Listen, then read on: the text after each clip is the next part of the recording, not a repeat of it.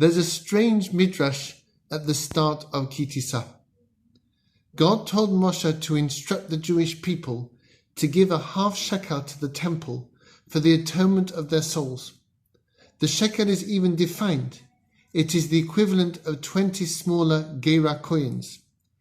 And yet the Midrash says that Moshe had great difficulty with this rule. He could not visualize the half shekel, so God had to help him. If I were God, I would have magicked a half shekel out of nowhere and given it to Moshe to look at. But God did something else. He showed Moshe a vision of a half shekel made of fire. What was Moshe's problem, and how did God help him? Perhaps Moshe's difficulty was that he could not grasp the notion of such a measly sum of money serving as an atonement for one's soul. To put this into perspective, a half shekel is about 8 grams of silver, which at the current market price equates to about £4.80. That would just about get you a tube ride from Edgware to Euston. This should be an atonement for the soul, all our sins, the big, the small, the sneaky and the embarrassingly public, all forgotten and of no account for £4.80? Moshe just couldn't believe it. What made this harder still to understand was that rich people were not allowed to give away more than half a shekel. They had to limit their gift to a size so small that they felt awkward giving it and wanted to do more. Why was this? God showed Moshe a half shekel of fire. That fire was the same fire which burst forth from Mount Sinai when the Torah was given, and which crackled on the temple altar for centuries to show that the divine presence was there. And with that fire, God taught Moshe the power of giving. Yes, sin is wrong, and we need to deal with it. And there is nothing like a bit of giving to put someone on a different track, to bring God into their lives and make them abandon their sin once and for all.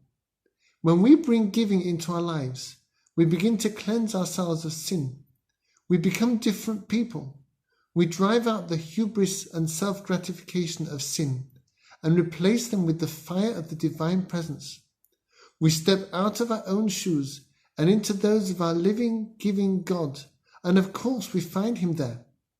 If we could but see our gifts as God sees them, we would see them blazing with the holiness of his divine presence, of his loving admiration for us, his children. The gesture of giving is so powerful that it works even when the amount given is small. Even a little coin made out of 8 grams of silver is a glorious vehicle for sanctity, a vindication of God's trust in us when he gives us of his goodness. This was the meaning of the vision of the fiery half shekel.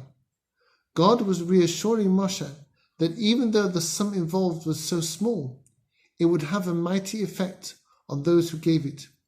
God himself would reside in the half shekel sanctified by the power of giving, and the half shekel would become a holy artifact which also conferred holiness on the person who gave it away. The fire of the half shekel was the fire of the divine presence within it. Now we can also understand why even a rich person was not allowed to give more than half a shekel. Bigger values would have impressed people for the wrong reason and obscured the power of a gift in its own right. Let's not forget the power of our own gifts. Let's not be tricked into thinking that they don't count because they take place in a classroom or at a kitchen table. Every object and every skill that we possess is a portal to holiness, and by giving things and time away, we acquire the true wealth of God's friendship and the fulfillment of our destiny as a holy nation.